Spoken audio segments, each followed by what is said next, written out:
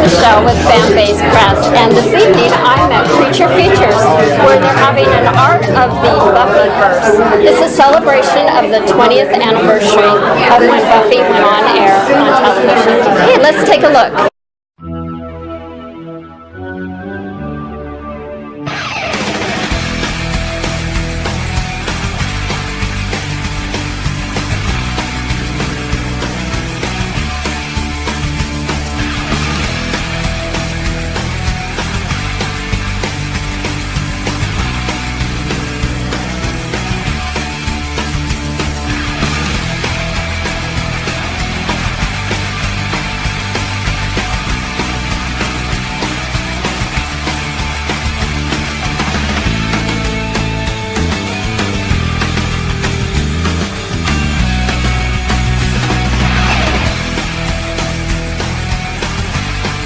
Well, as a fan of Buffy, what do you think about the art exhibit this evening? Oh, it's delightful. I love it. There's just so many pieces with so many detail, and you kind of get that sense that everybody wants to pull all of the characters from all of the seasons into the artwork. There's so much that's really fantastic here. I would say that it's a really great gentleman painting area that just the face and the shadows are really captured well.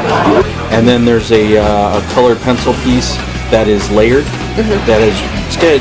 You got to really take a look at it, but it's very impressive. But there's a bunch of pieces here that I would just go, yeah, take it home. I don't know, if I could afford it, I'd buy probably anything in here. But they're all fantastic. There's a ton of stuff here. People should definitely come to Creature Feature and check it out. So, Mike, why are you a fan of Buffy the Vampire Slayer? It has everything I like. Monsters and comedy and drama and monsters and awesome women protagonists and monsters.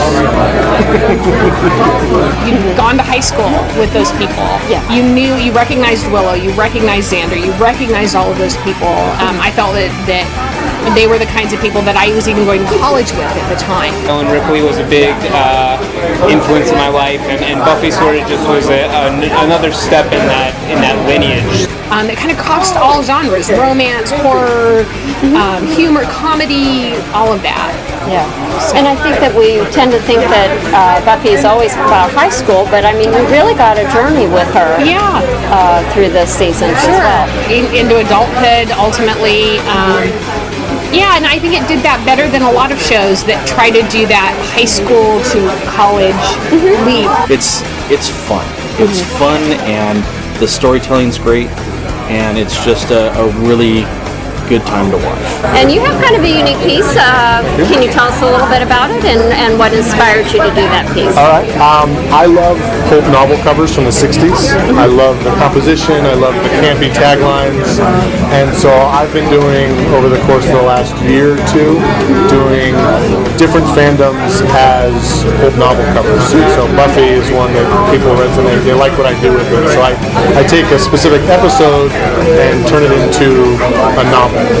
So I kind of break it down by tagline, and I add little nerdisms like the air date is the catalog number, and whoever wrote it is the author, but if someone different directed it, then they adapted it. So I kind of play within the literary terms. So I take the visual and the literary, and we just have a lot of fun. So, Brian, why don't you tell me a bit about your piece and what inspired you to do it? This is basically something where I really like in-world or in-universe merchandise, and so for me this gave me a chance to do something similar. And so for me, I did a wanted poster for Faith, who is a Slayer who is on the wrong side of the law at some point throughout the show. You have a couple of pieces in the show this evening. Can you tell me what they are and what inspired you to create those? The first one is a gentleman, and they are my favorite character of the series. I think they had a great story. They had a great look, and they were just creepy. And the other one is Burbank, and I think he's one of the scarier characters. Just if you see it, it scares you.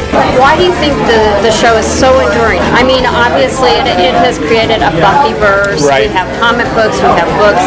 What is the heart of it? What makes it endure? What resonates with people all this time? I think the initial metaphor of high school being hell is so universal. Everyone's had like horrible days, dreaded going to high school, you know, and Buffy really captured all the struggles you have with friends, with bullies, with parents, with sort of cultural or life moments like the prom or a first date, first kiss, things like that. Even coming at it from an adult point of view, you can kind of go, oh, okay, I remember that. I remember something similar. You know, I remember feeling that way. I think I binge it every year. At some point, I just get bored with what I'm watching. I'm like, let's go back and watch Buffy.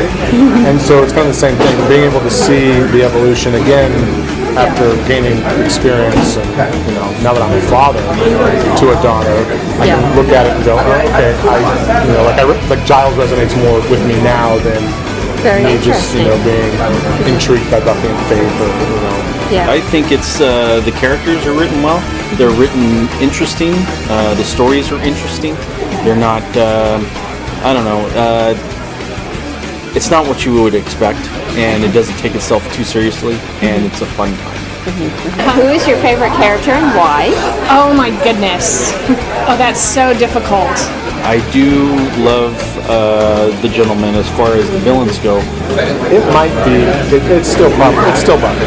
Yeah, I think Willow, because I think I identified with her the most. I identified with that kind of, nerdy, more concerned about grades kind of, character, always with a nose in a book. But I also love the fact that we got radically different versions of her throughout the whole series. I would have to say my favorite character is just Buffy.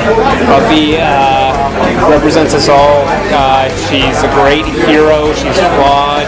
She doesn't always make the right choice, but it's always something that you can relate to. And she's my hero. Willow. Yeah, Willow's my favorite character, and I really liked Dawn.